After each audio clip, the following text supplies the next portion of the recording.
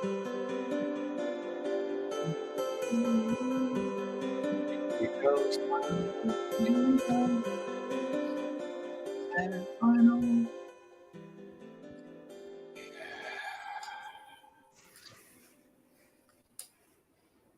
Sunday, everyone. June 4th. Hello to all. My name is W, host of the High Art on the Edge page. We're here with a very special guest, DKFM, legendary DKFM DJ, Simon Leclerc.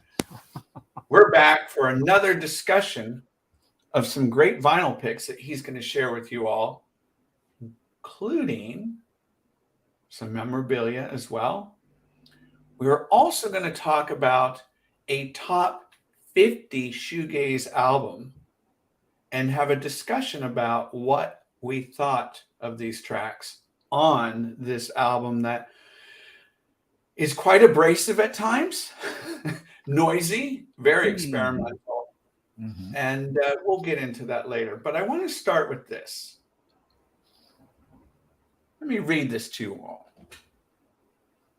Shinzo Abe emerged with his tough stance against the North Korean affairs, etc., and took office as the prime minister in 2006. He called for the creation of a beautiful country by departing from the post-war regime to amend the Basic Act on Education. However, he resigned the following year to take responsibility for defeating the upper house election, as well as for health reasons. In December 2012, Shinzo Abe returned as the prime minister upon the LDP's substantial victory in the upper house election. Let's bring in Simon Leclerc. Simon, do you know what I was talking about there? Do you have any idea?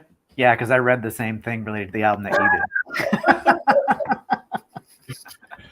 We're going to get back to what I just read. Yeah, because there was a hiatus by this particular artist who we'll be discussing later on, that they then came back and did a political message and track and/or album in relation to this, and got dropped from the record label, and so was told basically, we're not going to release any more of your music because of your political views, and so that's, yeah, we're burying the lead a little bit. So yes, that'll be the album we talk about later on from the Pitchfork list. Yeah. Hello, everyone. Thanks for joining us in today's discussion, episode number 6, Simon Says Vinyl. Feel free to drop any comments. Let us know what you're spinning on your turntable, CD player, Spotify, Bandcamp. We want to hear from you. Simon. Colin's here. Hey, Colin. I saw a name come up finally. I'm all excited. Yay, I saw a name. Before we begin, Simon, give us a little update on what you've been up to and anything else you want to share. Yeah, I mean, the DJing is still going on with Melomania Safety Zone on DKFM. And so I've got another show coming up this Thursday at its usual time. So there's so much new music coming out right now that I've basically got enough material for 2 episodes. So I got to pare that down to 1 hour in the next day or so to record it and send it off to Greg. Other than that, the psychotherapy business is busy. And so there's lots of people that need mental health support, and I'm doing my best to get in there and get things going. So basically, I've been saying this to everyone. If you know anybody looking for some mental health support in Ontario, in the province that I'm in, I'm doing online, okay. I'm doing in person in Toronto. And so if anybody needs any help, I'm here. And at this point, because I'm still an intern, my rates are roughly half of what other people's are. So I'm able to support at a nice rate for the wallet in comparison to other psychotherapists. So yeah, that's been a big part. How would people get in touch with you? Yeah, so I mean, I'm on Facebook, and so people have been DMing me on Facebook just under Simon Leclerc. I'm the fellow with the weird medieval helmet covering his face. If you're looking for me. Other than that, I've actually people contact me over Instagram, and so I've got my Melomania Safety Zone spot there that you can find me through. So those are the 2 ways that people have reached out the most. And yeah, that's been the way that folks have reached out in social circles as of this point in time. So anyways, but yeah, I'm here if anybody needs any help. If you feel comfortable answering this question, I'd love to get your opinion on this. Mm-hmm. And I don't look at this to have you, I don't think you're bragging about yourself in any manner, but I do want to ask you this. What makes a good psychotherapist, or what makes you a good psychotherapist? I'm still working. I'm still developing. So there's a lot left to learn for me. But in terms of, it's very qualitative in a lot of ways because it'll depend on clients. And so I'm being able to kind of shift and meet the various client needs in a way that's specific, individualized, I think is really important.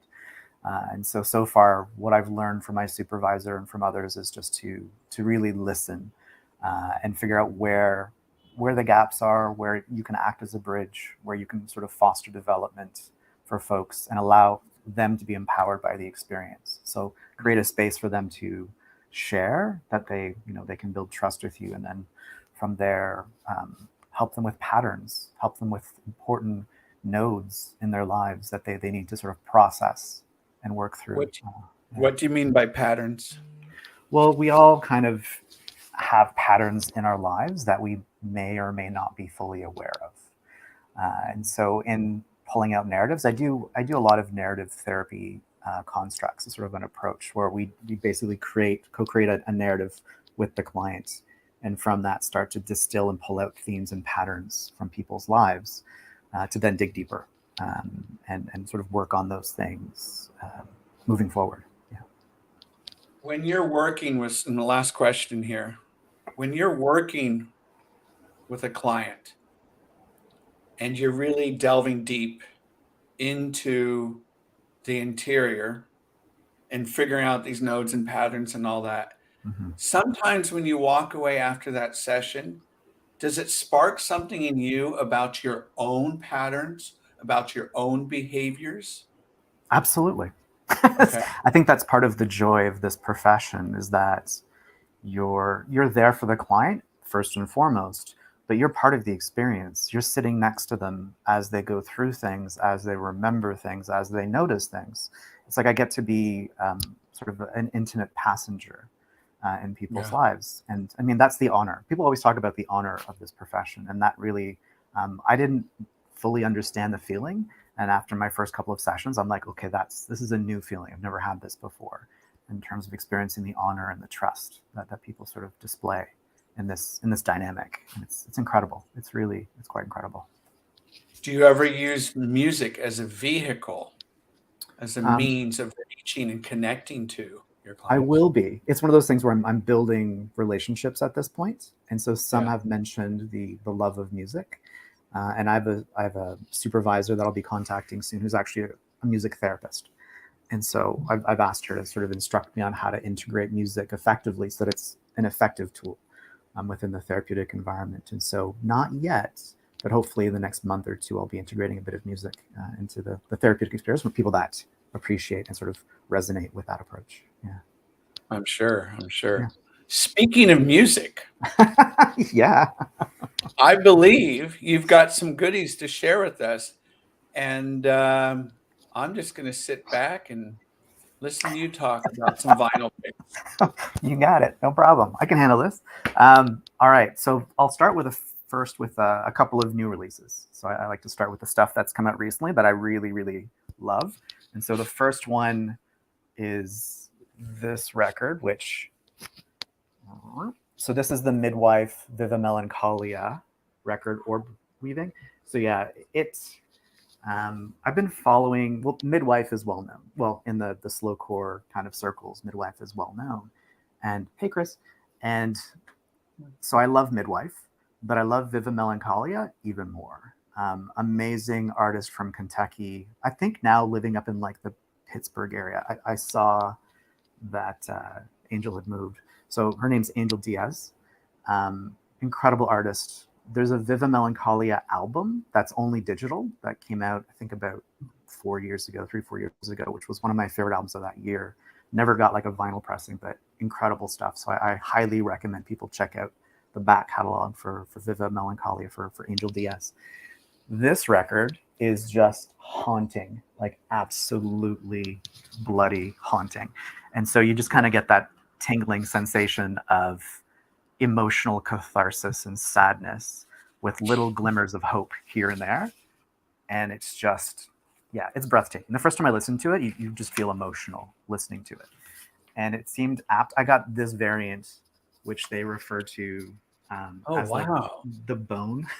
So it's almost like, because it's so internal and introspective, this album, to have this called like a bone and brown variant, very appropriate for this type of record. And so people that like sort of drifting away, this is a very good drifting away record. Yeah. I read that she lives in New Mexico, Madeline Johnston. Yeah, that's Midwife. Yeah. Okay. Yeah. So they recorded this in New Mexico because Viva Melancholia. So Angel went there to record some stuff and help Midwife on her last album. I think did some bass parts. And then while she was there, they hung out and they started writing and recording together and going out and catching like amphibious creatures at night together. And that's where I think they saw the spiders, the orb-weaving spiders. And so they sort of pulled a theme together from their late night encounters of grabbing snakes and things like that and bonding over that experience. So the track that really caught my attention was this one. This is Miss America. First track. Yeah. And I love how, you're right. I mean, the slow core, haziness feel just kind of lulls you in. Yeah. And boy, does it hit you. It's, and that rough vocal style that she does. I hear a little bit of, what was Lynch's go-to artist? Julie Cruz. Yeah, a little bit of that. Yeah, well, because it's got like that haunting, hovering feel to it, right? And so, I mean, Madeline Johnston, like the Midwife stuff generally has that feel. So what I liked about this combination is Angel Diaz brought like a layering effect to Midwife. So it took sort of the rawness of the slowcore that Madeline was doing before and added more texture to it. So I find that it kind of reverberates more than the usual Midwife stuff. So it's sort of the shoegaze touch that Viva Melancholia added to it, which I really appreciate. Beautiful, beautiful record. So I picked my favorite track. Do you have a favorite one here? Probably NMP, the No More Pain track. That one just kicks me in the crotch. It's great. It just really, it wins you. And when did this out? When was this released? I think like a month or two ago. Okay. Yeah. Yeah. It's good stuff. I love that vinyl variant. Well, you just don't see that very often. What do they call it? It was called like Bone and Brown. And so, because I think they had a blue variant, and I'm like, this doesn't capture the essence. I'd heard the MP3s already, and I'm like, I want something that is tortured. And having it be Bone and Brown, I'm like, that's tortured. That's what I want. That captures more of the essence for me in terms of the album. Great lead off batter here. All right, what's our next one? So my next is also a 2023 release. So from the Montreal band Body Wash. And so you've been loving this. Oh my gosh. So yeah, I held this shape while I could. It sounds poetic to start off with. So that's the name of the album. I held the shape while I could. Montreal duo, Rosie and Chris. Chris is actually from the UK originally, but he went to McGill, which is a big Montreal university, back in like 2013, 2014, I think it was. And they met during that time, and they eventually kind of bonded over their love of Always, which I thought was hilarious. It's like the Canadian iconic band. So I think Rosie's a bit more like Canadiana folk, and Chris is more shoegaze and dream pop. So they kind of like pulled those things together to make beautiful, beautiful music. This record, yeah, it's one of my top records of the year. I can't get enough of it. I've listened to it constantly for the past like 2 months. And I think I've played 3 tracks from it on my show because I just love all of the tracks they've been releasing from it. So what is it? Why does it speak to you? They had an album called Comforter from I think 2018, 2019. And it was a beautiful, they called it cream pop, which I thought was hilarious because it was very sort of like texturally milky dream pop, beautiful, joyful in a way. This is more dynamic. And so they kind of like push that initial thing in directions that are a little bit more abstract, a bit more sort of like ambient beats as well, and a bit more post-rocky. So there's a bit more edge as they push things up, but there's still body wash. So the songwriting to me is incredible. Massive Central, which actually the third track on it is about how Chris, there was like a typo or a mistake in some of his government documentation. He lost the ability to work in Canada. And the frustration that went along with the bureaucracy of him trying to figure out the paperwork to then be able to resume working in Canada. I think he thought he had to leave basically to go back to the UK because of all the crap was going down. And during the pandemic, imagine sort of having to uproot your life and go back home or whatever. It was just, so a lot of frustration came out in that. So that song really first resonated with me, but Kind of Light as well. Just these gentle builds that they've found a way to hone them. The beautiful, gentle builds that really flourish and show like a dynamic range. And so it's a dream pop shoegaze record, but it does have a really good ebb and flow in terms of building up towards crescendos. It's still gentle, still not overpowering in any way that's going to be harsh, but it's so like the range of it is bang on for my particular palette. It's wonderful. My favorite track is Perfect Blue. Yeah, well, that's one of the stronger guitar tracks. I love how it just comes roaring in here. Do you know what it's named after?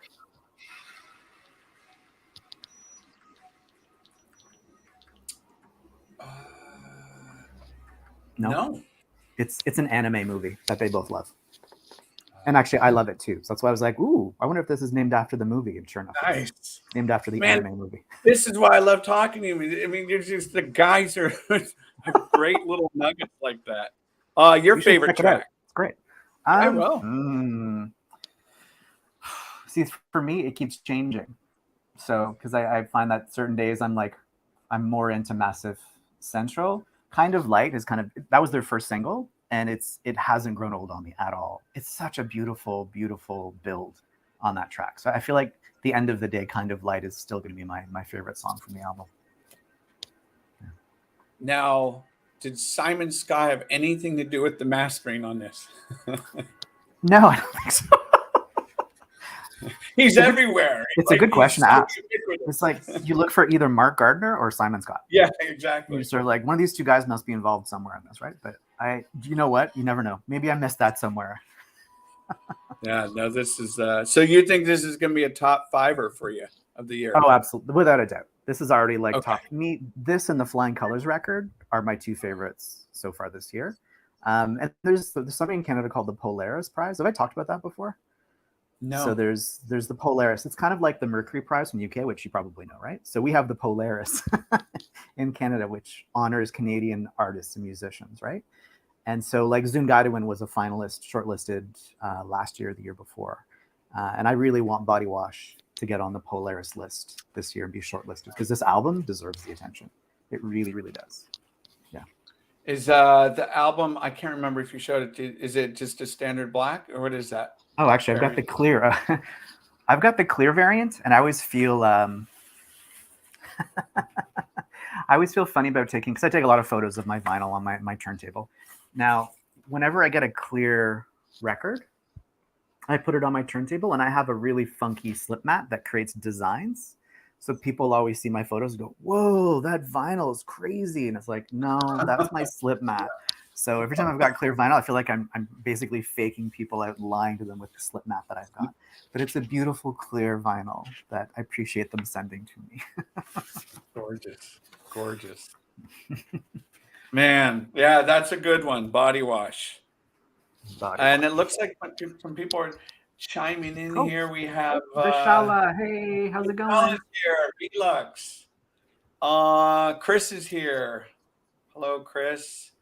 Colin's here. We announced that. Thank you for tuning in. Vishala wants us to spar. Vishala wants us to verbally spar, I think. She's awaiting our potential sparring. Oh, really? Well, that's coming up soon. That'll come up later. Right. Yeah, we'll get to it. Let's go to vinyl pick number 3 here. So I wanted to keep the Canadian theme going. Also, I went record shopping. I haven't done a physical go out into the wild record shopping day in like a year. So I went a week or two ago. I just order everything online or get stuff online. And I came across this record that I've always wanted on vinyl that I had on CD. That to me it's one of my favorite Canadian albums. People are like, people either A, don't realize these guys are Canadian, or B, go, what is that? But this record, Junior Boys, Last Exit. So they're a duo. They say from Hamilton. I thought they were kind of from Waterdown, which is between Burlington and Hamilton, but whatever. Amazing electropop. I don't know how else to describe it. It's just really good. It's got some nice skittery beats, but it's all like lush and yet minimal and hushed vocals. So you're not like overwhelmed with vocals, yet the vocals are somehow a little bit soulful. So like hushed, soulful vocals, amazing programming in terms of the beats and the textures. And probably my first draw to this is there's a song called Birthday. And it's so hard to find good birthday songs. And it's an amazing birthday song. Even though it's kind of sad and depressing about birthdays, it's a really good birthday song. So yeah, I wanted to represent that. And also I saw these guys touring when I was living in London, which was weird. So seeing a Canadian act touring while I was there, and the London crowd loved them, like absolutely loved them. I feel like they were bigger in the UK than they were over here. Okay. And so they ate them up. And we knew somebody that was like the girlfriend of one of the guys, Matt, the programmer. Basically was in a relationship with somebody that my wife and I went to high school with. So it's a very, so we saw her in London. She was like, hey, and we're like, hey, what are you doing here? And she was selling t-shirts for the band. So that was fun. So what year is that when you saw them? We saw them in 2006 or 2007. I feel like it was 2006. So it was during the So This Is Goodbye tour. So the album after this is when I saw them in concert. But this is still my favorite record by them. So when I listened to this album, I knew I was going to be locked in for like a good, hour and a half of just sitting here in my office doing some work. And this was perfect music to keep me humming along, grooving along. And there are elements to them like, damn. And I just I think I even messaged you on a couple songs that really grabbed my attention. You did. But I also, I have to think Damon Albarn from Blur, and this had to have influenced Gorillaz. I hear some Gorillaz elements to it. Possible. You never know what they're listening to, so it's possible. Yeah. No, it's this one, Last Exit. Yeah. So how prolific is this band? Or do they have a lot of albums? I think they've got 5 albums, I think now, if I'm not mistaken. But they've this is your favorite? Yeah, the first one is my favorite. So This Is Goodbye, the album after this, is also really good, and I like it. They went in a dancier direction for So This Is Goodbye. And then after that, they kind of went in a bit more of a, I don't want to say soulful direction, but it became a little bit more poppy, more soulful. And it didn't quite hit me in the same way afterwards. Yeah. It's still good. I'll still like listen to it, but it doesn't grab me the way the first 2 albums did. This one in particular, I go back to it again and again, and it's from like 2004. And so it almost falls into that category of the No Twist, and like the Postal Service and stuff like that, where it's really good skittery beat stuff with really nice smooth vocals over top. And it's intelligent music, but it's also pop music. So you kind of can lean into either side depending on your mood, which is always a nice thing to have. Yeah. No, that's a great way to describe it. And I've always, I think I mention this every show, I always appreciate the way you articulate and describe how the music evokes some kind of feeling for you. You really crystallize it in a way that I go, yeah, that makes complete sense. Okay, so we go from Junior Boys to... So we're going to go over to Brooklyn, New York. And so this is the band Teen Body. The album's called Dreamo. And this was one of those records that, how do I put this? It was one of my favorite records of 2019, I think is when it came out. But it felt like it wasn't getting enough attention. Like I kept playing stuff on the shows that I was doing and telling friends to listen to it because it's very accessible. The name Dreamo is actually from a friend of theirs who, after one of their sets, they were walking out talking to their friends. It's like kind of like a mix of dream pop and emo. So you kind of like Dreamo. And so they were like, let's call the album that. And it is. It's got like emo elements to it. It's not like, it doesn't have the whiny vocals, but it's got like sort of the vocal style that pushes sort of like more of a pop boundary than shoegaze or dream pop would. But yet it's got guitar work that blends both sort of indie emo stuff along with dream pop, I would say. So it's gentle and yet a little bit jagged in parts as well, but all done really skillfully. And like Act Your Age, the song Act Your Age off of this, I will still just end up whistling to myself while I'm out walking my dog. And I'm like, right, that's that song again. It's such an earworm of a song. It's 6.5 minutes long, I think. It's a long song, but it's such a good riff and such a good catch in terms of a chorus that you just get sucked in. Bridge and chorus are both incredible in that song. So I think more people need to listen to it for sure. I absolutely love this album. And I was like, here, I mean, with Fell Off is the first track. Mm-hmm. And right there, I already knew. I'm like, oh, I'm going to love this. It's like Lost in Translation movie. Within the first 3 minutes, I'm going to love this. No, this was I love that you picked this one. Yeah, I wanted to put a guitar album in there. So I'm like, I need some like kind of guitar dream pop representation because I noticed that I was a bit light on that. And I'm like, why have I not talked about this album yet? In the 5 episodes that we've had, how have I not brought up the Teen Body record? So you said they're from New York? I think they're, Brooklyn. Okay. Yeah. So there was rumors that they might be doing a new album, but I haven't seen anything go past the rumor stage because I would love to hear another record from them because it's been, like 4 years or so, right? So 4 or 5 years. And they are due, in my mind, for another record, but I'm not sure what their status is. This is their second album. They have an album before this that I've listened to, and I like it, but this Dreamo record is next level, amazing stuff. Yeah. And they mentioned Yola Tango as sort of like an influence, so I thought of you as well. So I'm like, I know W likes the Yola Tango, so let's bring in somebody who's inspired by that. And I just saw that I think they threw out the first pitch at a Mets game a couple days ago or something. That was against the Jays, I think, probably too, because we were in town. Nice. So this is Teen Body, and such a great pick. Solid. What do you say to people if they ever ask you this question?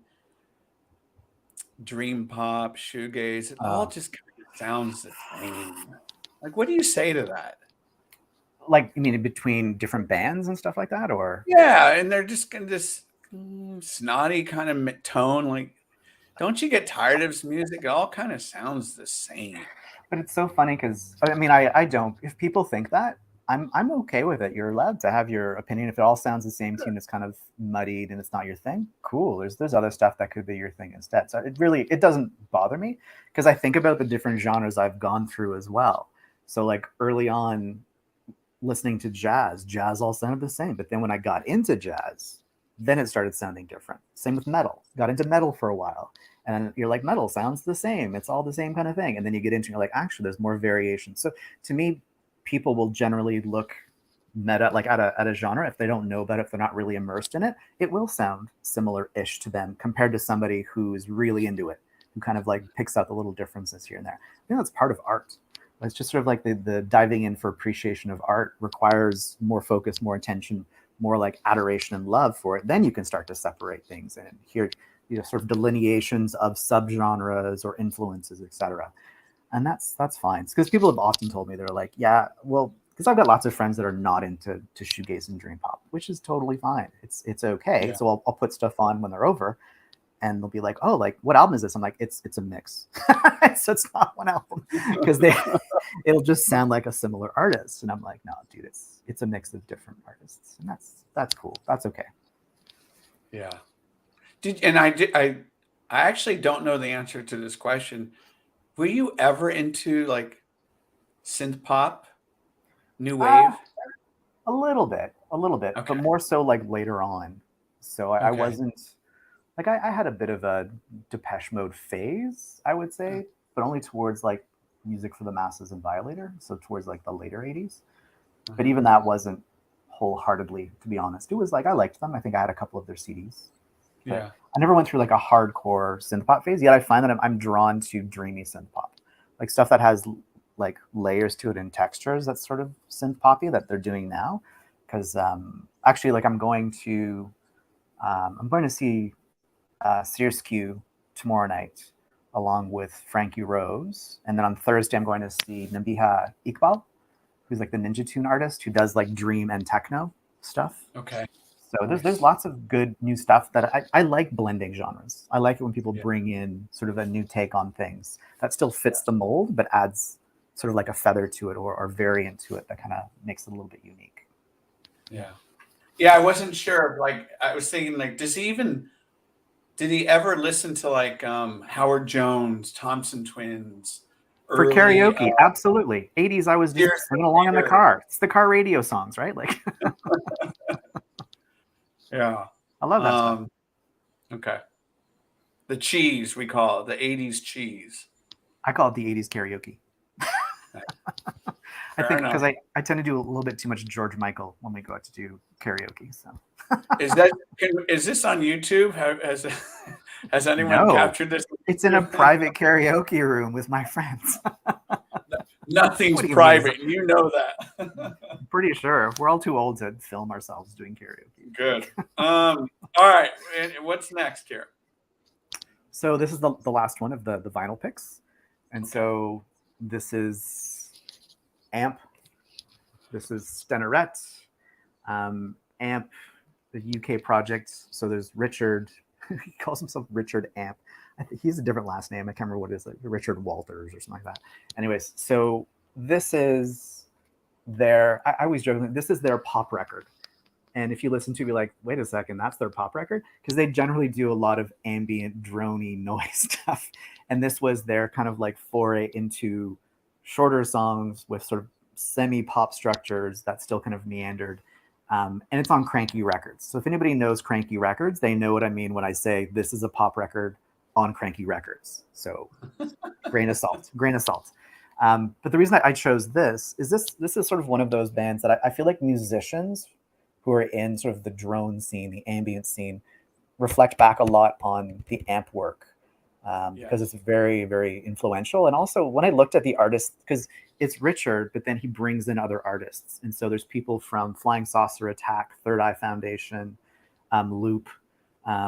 So like, there's different artists that kind of contribute their style to Richard when he does his albums. And he's got a French vocalist who does some really nice vocals. I think it's like Cavian, something like this. And so, great record. The song Sunflower off of this was like a pop gem. It's so good. And it's weird that it's Amp. This is Sunflower.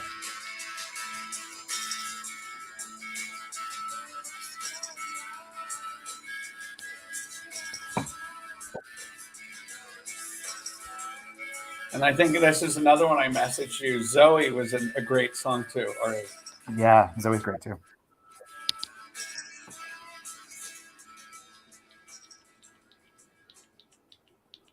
And what does the vinyl look like? It's a standard black because it's an old school Cranky record. So this is this is one of the. I don't think they pressed many of these. They did this thing where I think they found a bunch of their their old records and posted the Amp stuff to Bandcamp. Probably like I want to say 4 years ago ish. So I saw it and it was I think all of the early Amp albums that they pressed to vinyl. So I went and just bought them all in one go because I loved the early Amp droney ambient stuff as well. But then I saw Stenorette too, and I'm like, I'll get their pop record while I'm at it. and it's so good. I still put it on and quite enjoy it. And it has that late 90s sound where I find that genres were trying to figure out who they were. And so because shoegaze was kind of gone, and they were like, well, where do we go? Do we go drone? Do we go ambient? Do we go post rock? And so there's a lot of this weird sort of like throw it all into a pot and see what you come up with. And I think AMP kind of personified that for me, where they tried a bit of everything within about a 3 or 4 year span. So from very ambient to pop structure, like back to back with a record that was basically like rain sounds, Perceptions. So it's like Perceptions and this were like a year apart and completely different albums. Maybe this could be your first album that you use for music with your clients. Maybe. I'd probably go more for the ambient stuff. It depends what you're using music for. I got to talk to the supervisor about that and see what the idea is for therapy. Right. Oh, right. Vishala mentioned something. Revelation for Vishala, yeah. Discovered them pretty recently. Sivan, yeah, extremely wonderful. So yeah, Vishala, Sivan, I think is one of their first albums. The next one. Vishala? Haven't gotten to Steneret yet. Get to Steneret, Vishala. You'll really like Steneret. Yeah, for sure.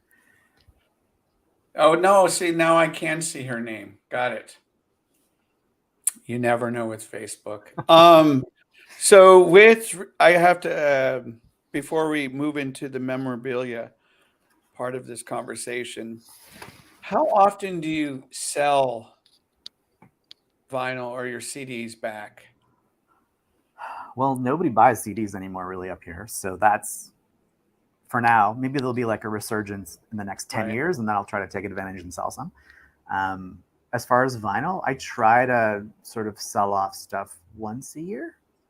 Yeah. So I'll go through. I've got a stack sitting behind the couch right now that I need to go down to the record shop and try to sell, to make space. I'll be honest. You run out of space and you're like, I got nowhere else to put this. I have a Canadian butter box made of wood coming tomorrow to house a bit more vinyl. Because those look really cool. There's like antique Canadian butter boxes. If you ever Googled that, they're beautiful wooden boxes that they used to deliver butter in, like in the 1950s, 1960s, I think. And so you can buy them, and they're perfect for records. The records fit them really nice, and it's a nice antique looking thing. Yeah. How do you decide? Yeah, I'm going to keep. No, I'm going to sell. It's really it's very. Marie Kondo. Right? I basically pull them all out and kind of go, huh? Spark, yes, no, okay. And I put like 95% of them back on the shelf and go, yes, I want to keep this because it holds some memory. It has some song on it. It's whatever. It's got a quality to it that I need to keep around. But every now and then I come across where I'm like, maybe it's time to let this one go. Or as I'm getting new records, sometimes I might take a chance on something, and that could go one way or the other. Also, when I was part of record clubs, which I'm not anymore, but when I was part of record clubs, you get the occasional record where you're like, nah, this isn't quite the thing that I want. So sort of sell those ones off. Yeah. Yes. Memorabilia. Background. Drive Majesty. Sorry, I'm reading the comments. And I'm like, there it is, the demonstration. We talked about that one last time, I think, right? The demonstration. So awesome record. So. Yeah. Nice. This could be 2 hours long in memorabilia. What do you have for us? I was going to say, do you want me to start with t-shirts or tickets? Let's go tickets. I want to see some tickets. Let's see if I can show these. We didn't practice this at all. So this is my first ticket. Oh, I can. All right. You can see that. So PJ Harvey. So this was PJ Harvey with Tricky opening. So just to give you an idea of the time, so 1995, Tricky had just released his first album. And this was the To Bring You My Love tour for PJ Harvey. And does that say Arizona? I can't see that. Arizona? No, it's Toronto. What is it, Phoenix? Yeah, the Phoenix is the name of the concert venue. Got it. So it's called the Phoenix. So yeah, I like that you went to Arizona, though, in terms of like location. Toronto, but the club is called the Phoenix. So this also, I love it. $18.50 to go see PJ Harvey. Anyway, the reason I picked this one is this was kind of towards the beginning of me going to concerts and sort of getting out there. Tricky was really memorable because the bass was so incredibly low. that my nostrils, like I kept rubbing my nose because I was like, what is going on? And then I realized, I'm like, it's the bass. It's actually tickling like my nasal passages. And I'd never experienced that before.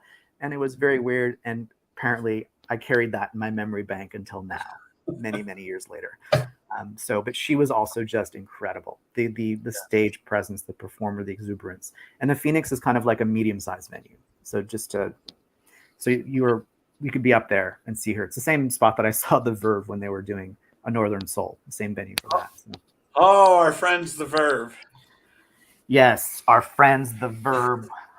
I've never seen PJ Harvey. Really? I know. I have to. She's pretty amazing, right? Yeah, it was just, you walked out and you're like, you knew you saw something special. And I was still young and naive, and I still knew I saw something special after that show. $18.50 for both. That's nice. $18.50.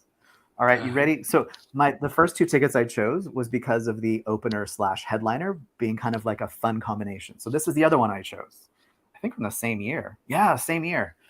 So this is Bjork at the Warehouse in Toronto. This was during her post tour. To give you an idea of the timing. And Aphex Twin opened. Oh, man. But the reason that that's memorable in this case is we never actually saw Aphex Twin. He hid under a table on the stage. We don't know if he like did too much of something or was just having a stage fright episode.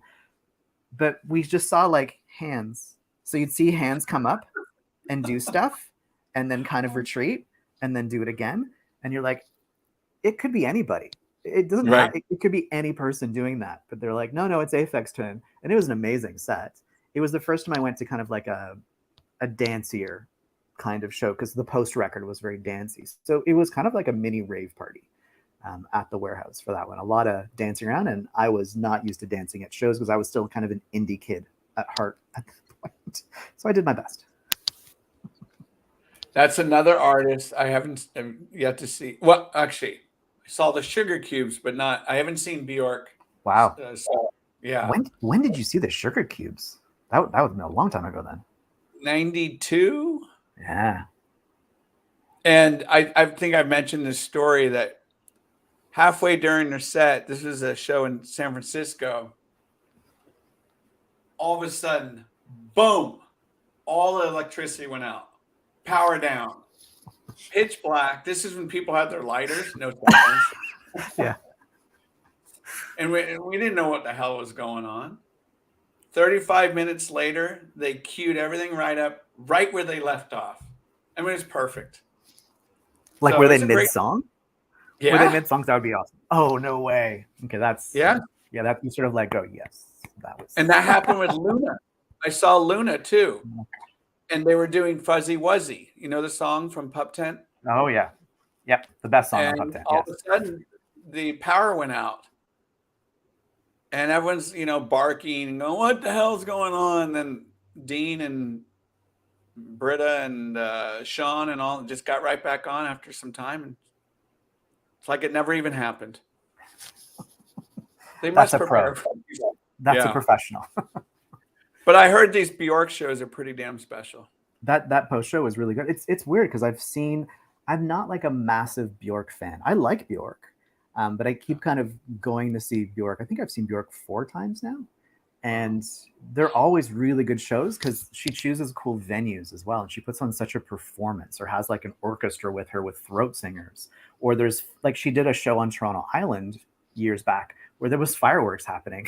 So she's performing on a stage by the water and there's just fireworks going off above her during the set. So it was just kind of like everything feels special and magical when she performs. She finds a way to make it happen. Yeah. Well, and she knows she can get whomever she wants to support this, right? Yep. So, yeah, great. She's an artiste, for sure. All right, I got one more ticket. Great. So I was going with my theme of like a 2-band setup. So this was 1996, still a long time ago. And this is Girls Against Boys. Oh, wow. So remember them. But the reason I chose this ticket was because they played with Therapy. Do you remember Therapy? I do. It was the weirdest co-headlining. What I guess is not co. They were the headliners, but to bring Therapy from like Ireland, to tour with these guys, like Therapy being kind of like a post-metal. They would be better suited to be on tour with like Quicksand or Helmet. Helmet, they were opening for Girls Against Boys, and I really liked Therapy. I had Therapy T-shirts and stuff back in my kind of post-metal phase. But this show, I was probably the happiest person there because I loved both bands, and so I got to watch Therapy kind of do their thing live, and I'd never seen them before, and then see Girls Against Boys kind of in their heyday. To me, that was like. That was before, I think that was right before they got signed. Or was it right after? I think they were still an independent band at this point. Okay. In 96. And so they were just great. Really, the double bass thing and the wall of sound they created with that was just very memorable and really impressive. Really impressive. That venue, is that venue still there? Lee's Palace? Actually, yeah. So the only Okay. one that's gone of these is the Warehouse. So the Phoenix is still there. And Lee's Palace is still kicking. And Lee's Palace is where Luna used to play all the time. And so it's sort of a small to medium venue, and Luna just loves playing there when they come to Toronto. It's sort of like a sunken in under the stage. You can look up and see them. And so, yeah, I always think of Luna when I think of Lee's Palace because I think I saw them there like 7 or 8 times. They were always in Toronto. Yeah, they probably have a really strong following there, right? It would appear so. Not that I minded. Yeah. You got some T-shirts. I do. And so since we're talking about, you'll see the connection in a second, but so we talked about Luna.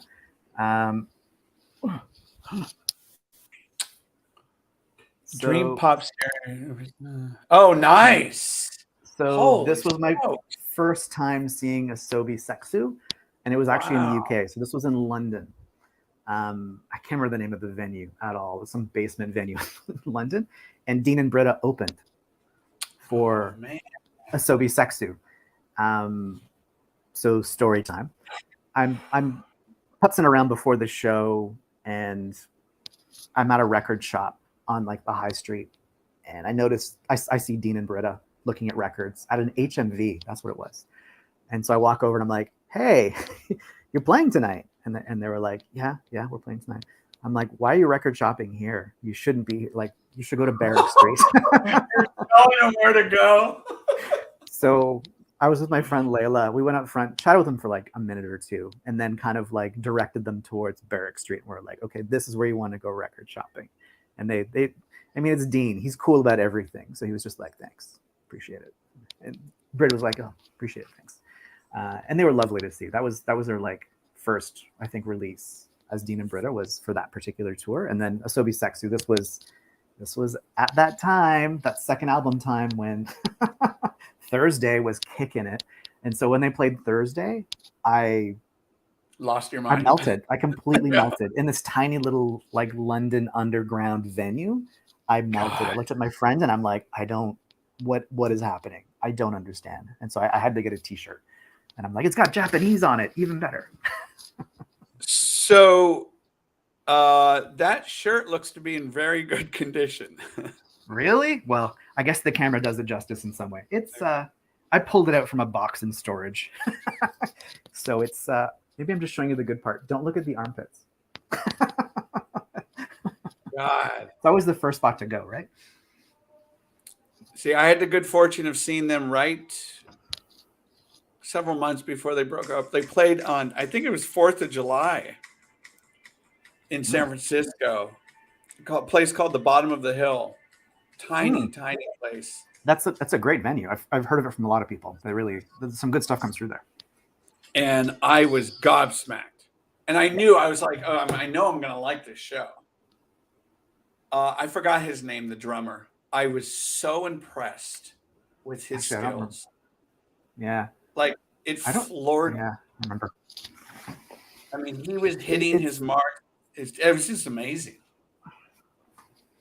Well, they just create such a good wall. Like their wall of sound was one of the best walls of sound I experienced in that kind of especially around 2000, 2006, 2007, from when I got that T-shirt and saw them. There wasn't a whole lot of shoegazy stuff happening, and it was weird because like London had their club AC30, and so they had like little pockets of shoegaze, but it tended to be sort of like out of town acts or just smaller London acts that didn't get a lot of cred. So people that were at the Asobi Sexu show, you could chat with them. Like people that were there were really into shoegaze and dream pop, and so I had a lot of fun conversations with, half drunk people that night. It was a really really great night, really great night. I enjoyed it. Do you know what they're doing now? If anyone, if you're tuning in, if anyone knows what any of those band members are doing, let us know. Yeah, Fluorescence, Hush, Citrus. Good Lord, 3. I mean, we could have a whole listening party with that stuff. Just incredible. Just great music. And that's see. And then when I saw this translate on that stage, yeah, I would say that because I like their albums. Like I really like their albums, especially their second album. But live, better. Like the stuff they did live was just like start to tear up a little bit. Like it's just it's so powerful and so thick. It's great, and she's awesome. She's got lots of character. I liked it when she hopped on the drums too at the end of sets. She'd often play like the last song on the drums. I think I saw them 3 times. That was the first time I saw them, and she'd often hop on the drums at the end and just start like pounding away, which was adorable. It's great. I don't think she did that at the show. Damn it! Oh, she did that in Toronto a couple times. Okay, I saw in Toronto. Maybe she did. I was just so like, sometimes, do you ever do this at concerts? You go to a show, particularly shoegaze, dream pop, you close your eyes and you like open them 2 minutes later and like, where the hell am I? Or in this song or this. So maybe I'm still lost in that moment. Man, that is a great shirt. Love it. Love that shirt. Yeah. All right. You ready for another one? Yeah. Loving this. So,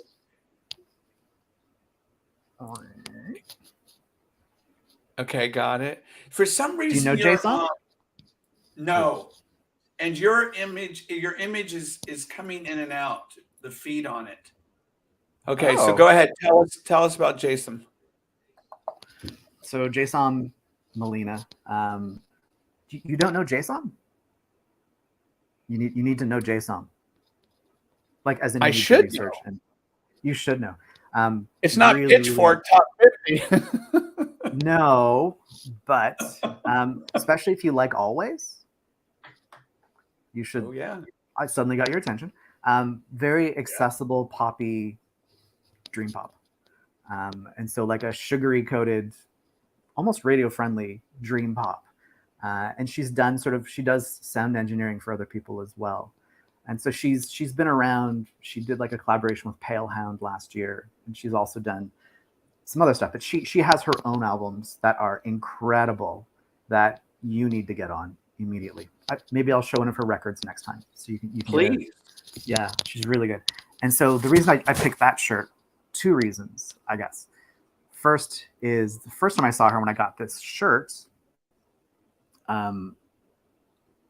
It was like first album, I think, and she was still slightly unknown. She came off the stage, and I was with a friend of mine named Michelle. And Melina came over, and she just sort of like bounced over. So like the lead singer, Jason, like the songwriter, Melina. She jumps over, bounces over, and she's like, "Hey, how's it going?" She's really friendly, like right at the gate.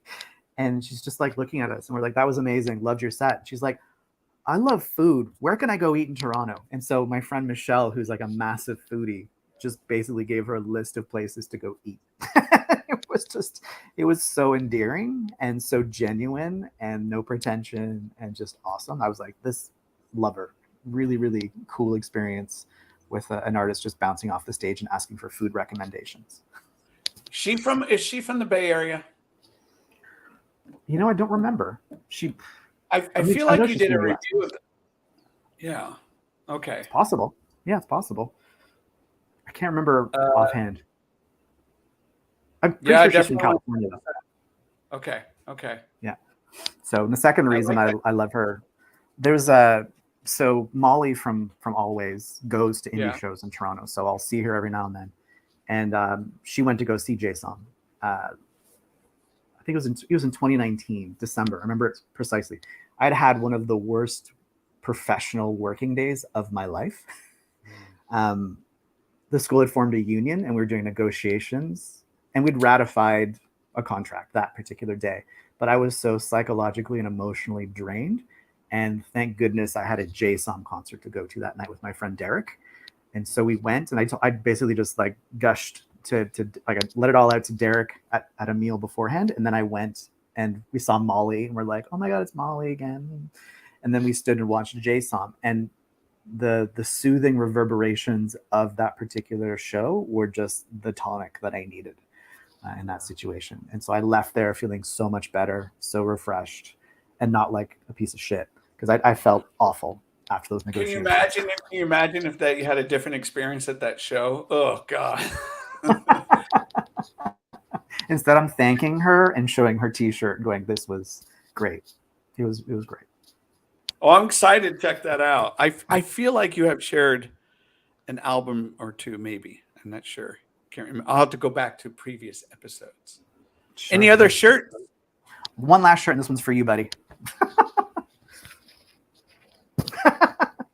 Oh, yeah. Holy smokes. Wow. So I told you I saw them during this tour. So yeah. So this is the T-shirt evidence. Thank you. So let's talk about that. That show must have been pretty amazing. It was. Well, I think did we mention it last time? I kept waiting for his voice to cut out, because he was just straining, like Hamilton was straining so hard, and I just kept looking at him, going like, "Oh, dude, like somebody get him some lemon tea or something," because it just sounds like he's gonna throw up a lung while he's on stage. So it was very powerful. When they busted into the Rat, it was game over for me. I could not, like, every little pore and hair on my body just erupted. It was really intense. It was great. So they're coming to the Bay Area in October. I still got to get my ticket for that. The last time I saw them was for the Heaven Tour. And I think I mentioned to you that when before they entered on the stage, there was a gentleman sitting next to me with a group of 4 or 5 people. Right. And he started talking to me, and how do you know the Walkmen, blah, blah, blah. I said, oh, so who are you here with? And he said, well, this is my family. So he had his daughters, he had his wife. And I said, your children like the Walkman? He goes, now they do. They have no choice. They have no choice. And I said, oh, you live in San Francisco? He goes, no, we drove all the way down from Sacramento to see the Walkman. I'm like, man. And I think it was like it was like a early day Father's Day present, or maybe birthday present, something like that. And then after the show, they were lit. I mean, every song he was high-fiving me. I mean, it was just such a magical night. So I cannot wait to see this band again. They are extraordinary live. Yeah, you wince. You sit there and go, how does Hamilton do this for an hour and a half? Oh, I grabbing my throat. I'm like, oh, yeah, pain. And I learned that when he has the horn section, when he gets these people he will message people and say, all right, Walkmen are coming to town. Do you know how to play horns? And if you do, here are our songs that we're going to do. Here's the sheet music, blah, blah, blah. Join us here. Wow. So and I don't know if they're doing that for this tour, but that's what I heard on the previous, on the Heaven album. But God, what a band. Thank you for that. Thank you. And now I'm all excited. And they're playing at this freaking phenomenal venue called the Fox Theater in Oakland, which I just saw Love and Rockets. So, oh, wow. And the sound there is outstanding. All right. This is what everyone's, well, no. We got to do that. Go ahead. If you read our description, we are going to talk about an album that was rated, made the top 50 list, Pitchfork, shoegaze album of all time. And so this is the first time we've done this. So I messaged Simon. I said, let's shake things up a bit. Let's do this. And you agreed. So here's what this is. I said, let's pick an album that was recognized by Pitchfork, top 50. And you listen to it on your own. I'll listen to it on my own. And I will form my own opinions. And you will too. And we will share it with our audience. So that's where we're at right now. And this goes back to my opener here. So can you tell the audience what I was reading or just the premise of this? In terms of the political angle that you were discussing earlier on? Yeah. So, I mean, this particular artist came back. I think they went on hiatus and didn't do much music after this album, maybe a little bit. But then they came back to do a political song against the Prime Minister of Japan. And due to their allegiances against the Prime Minister of Japan, got dropped from the record label, was told that no more of their music would be released in Japan, that it wouldn't be touched with a 10-foot pole, basically, because of their political stance against the Prime Minister in Japan. So that was, I read that article and I was like, whoa. So that was something. Yeah. So we're talking about, I'm going to try to pronounce this. I know. We discussed this. How do you pronounce it? Yeah, go for it. Yes. Zinli Supreme. And this was recognized as, from Pitchfork, I think it was number 50 on their list. Yeah, it was. Now, I purposely did not read the description. Yep, me neither. Because I didn't want any kind of judgment beforehand. So if you are familiar with this album that we are going to talk about, this is Tomorrow Never Comes, came out in 2002. We're going to talk about this real quickly and our experience with it. So would you like to go first, or would you like me to go first, or however? Go for it. You're on a roll. What did you think of the album? Okay. So this was I listened to it twice. The first time I just kind of let it wash in my ears, and I was taken back immediately. And I use that word abrasive. It was sharp. It was pokey. It was jabby. And I wasn't expecting that. And I did, I'm being very honest, I did no research on this band. Because to be honest with you, I actually never heard of this band before. Me neither. So when I was listening to it, the second time I was immersed in this sound that I was trying to figure out where's the shoegaze elements here. Yeah. Because it sounded very experimental. It sounded harsh, and I couldn't find any melodies. I was waiting. Mm-hmm. And I was thinking, okay, where is this going to come? Because this can't just be top in a 50 ranking to be considered that. And all of a sudden, I found in the second song, Goodbye for All. Mm-hmm. And yet, it doesn't just happen. You have to. So what I did was, I lost you. Can you see me? I can see you. Okay. I put on headphones. To really swim in that sound. And overall, I will say, would I agree that it's a top 50? No. Would I agree that it's fascinating? It's interesting. It's a listen that you really have to just sit down with, or maybe you can go off and do something else and maybe catch a spark of it. There were some elements to it that I thought that were very unique, particularly on the song All You Need Is Love Was Not True. Yep. That's the 8-minute juggernaut there. And what I did was, just for everyone listening, I listened to each song and then I ranked them out of 5, and 5 being the highest, 1 being the poorest score. And so then I added them all up, divided by how many songs were on the album, and there are 12. And my average was, drum roll please, roughly a 3.75. 3.75.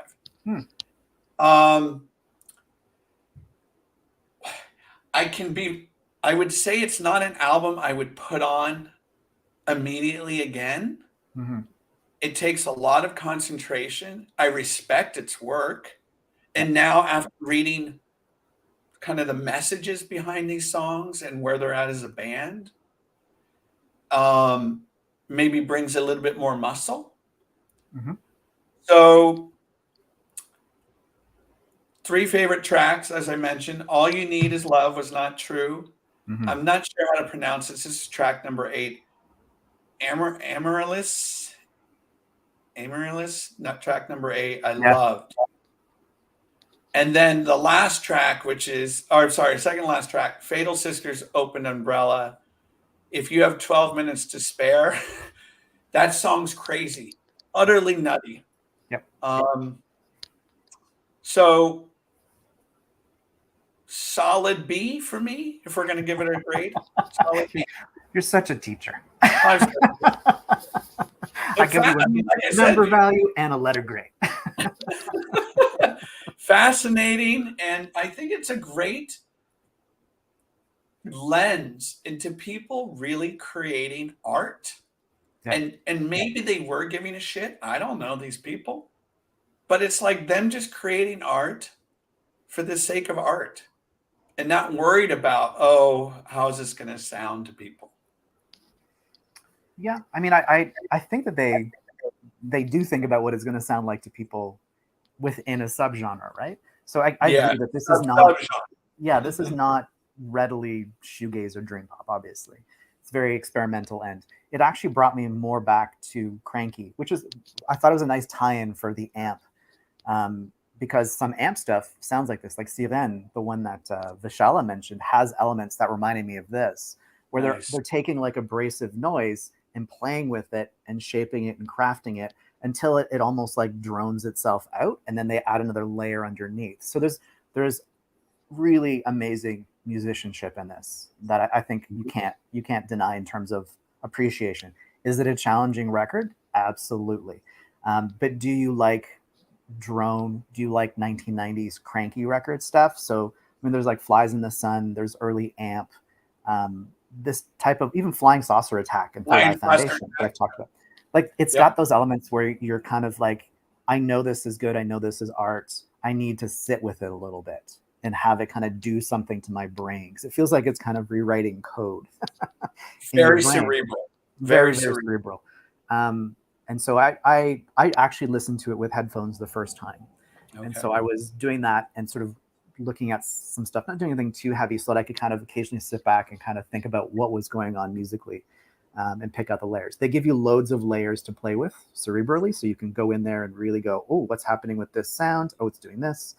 Some interesting sort of like grinding beats, which sort of brought me back to the Third Eye Foundation reference that I thought of. But yeah, a strong like Flying Saucer Attack influence as well. And even Crescent, which was like another kind of in that sort of vein, I think comes into play too for me, listening to the record. The track that stood out for me, like I think you mentioned it towards the end, that second last track, the 12-minute Fatal Sisters Opened Umbrella. I loved that track. I thought that was incredible. It was, but to me, it was like almost like a drone doom post-rock track, as opposed to what you did. Yeah, that's funny because my adjectives for that song was sweet, cosmic, dissonance, very odd. But the way that they crescendo, because you know me, I love a good crescendo, and so they kind of lull you in. You're like, oh, this is not. I'm on a babbling brook. I'm just floating down a stream. This is all right. And then they just like slam you and build this wall, and you're like, uh-oh, I just fell off a cliff. But then you're flying. So there's this really interesting progression in that song that kind of pulled everything together for me. Tracks up to that point, I liked. There was some cool stuff. You mentioned the All You Need Is Love was not true or something like that. That was a really nice song. That was the one that captured me initially. But then once I got down to Fatal Sisters, I was like, okay, this is the track. This is the one that I'm like, if I'm thinking almost like, to me, it's almost towards post-rock. And so that idea of the really, really beautiful swell, that can happen. Yeah. They do it more noisily, more abrasively, sure. But after you've listened to all of those other tracks, you get to that, and it almost sounds soothing compared to some of the earlier tracks on the album. And so that one kind of worked. You nailed it. And it's crazy because when you listen on headphones, I mean, I was picking up like little twinkling of piano keys. Yep. And it did not fit. It had a very jazz approach to it. Yeah. And trying this dissonances and trying to merge it with cacophony. And it just seemed, it's an experience. And if you know this album and you have any thoughts of yourself, go ahead and put it down there in the comment box. We want to hear all about it. It's yeah. I forgot how long the album's, I think like an hour long. Yeah, it's over an hour. It's like 62 or 63 minutes, I think, when I put it on. To me, I kept thinking of my buddy who did radio at KZSU Stanford. That's all I kept thinking. I'm like, this is college radio. Boom, right there. Yeah, like at 2 a.m. for a drone ambient show kind of thing, or like a noise rock show or something like that. Yeah, where people are kind of expecting it, but it was kind of it's a genre, and like I said, right away I went back to sort of that '90s cranky Flying Saucer Attack, Third FM. Like people that enjoy that stuff, I think would appreciate Zinli Supreme, this record in particular. Yeah. So I got to ask, my score, top 50. Top 50. See, but to me, it's more to do with classification. I don't find that it's shoegaze or dream pop enough to be on that list. To me, it belongs more in like an experimental noise or drone category than it does shoegaze. At the end of the day, I liked it. Like your scoring of it, I think I wasn't doing the meticulous scoring that you were doing, so I gave it like a 3.5 out of 5. So I think I enjoyed probably 4 to 5 tracks off of it. The rest of it was neat, was cool. All right. But yeah, just maybe the wrong list. I don't know. Like I said, Pitchfork, I find that sometimes they just do things to be as hipstery as possible. Well, for our next episode, it'll be interesting to see which way we want to go. And maybe we do another shoegaze, maybe we do dream pop, post rock, something. And if maybe the audience tells us, give us an album, we review it. However, do that too. Yeah, that way we could argue. We could argue more for Vishala that way. We agreed too much on this one, I think, for Vishala. She probably want us to get into a bit more of a heated discussion. A little sparring there. You're gonna get the final word here. Anything else coming down the line for you? You have another show coming up. Yep. So I got a show this Thursday, usual time, so 10 p.m. Eastern on DKFM. And like I said, I got 2 hours worth of music that I've got to pare down to 1 hour shortly so I can record it. So much great new music out there. So definitely tune in to DKFM if you get the chance. Other than that, people can always contact me over Facebook and Instagram. And I've got my Melomania Safety Zone Mixcloud page for past episodes that you can always click on and enjoy. And if ever anybody wants to reach out for a nerdy music chat, I'm always game for that too. You are a this has been such a joy to have, and speaking with you about your passion for vinyl, your connections to historical moments in your life at these bands and shows, and like you remember all these specific details and nuances, and I think it's just you bring a lot of flavor to the conversation, so I appreciate that. Music's and one more plug for your, if you don't mind, people seeking help, any psychotherapy. So, I mean, that's where my head is at right now. So I'm spending a lot of my time as a psychotherapist. And so if anybody in Ontario, so the province of Ontario, is looking for online mental health support or in person in Toronto, then please reach out to me over Facebook, over Instagram. I mean, I'm here to help, and it's been a wonderful experience this past month helping people so far, and I'm looking to do more of that. So reach out if you feel the need, or to help somebody else. And I'm gonna, since we're talking about getting help, this has been very helpful for me, and it's a little dramatic, of course, I'm saying that, but I showed you this earlier. This is The Creative Act, A Way of Being by Rick Rubin. I've been pulling little nuggets from his writing and trying to apply it to my own life. and how he distills things down to its most simple state. And he talks a lot about the creative process and how he works with artists. I don't know if you know this, but he doesn't know shit about music. He doesn't read music. He knows nothing. And he's very honest about it. Yeah. But what he's good at, he knows how to feel his way through music. And you can listen to his podcast on YouTube. Just really good stuff. So check that one out. All righty, Simon Leclerc. Thank you. Thank you. It's been awesome. Yeah, thank you everyone for tuning in. My name is W, aka William, host of the High Art on the Edge page. We'll see you for episode number 7 in July. Take care, everyone. Keep listening to great music. It's always a good thing. Ciao.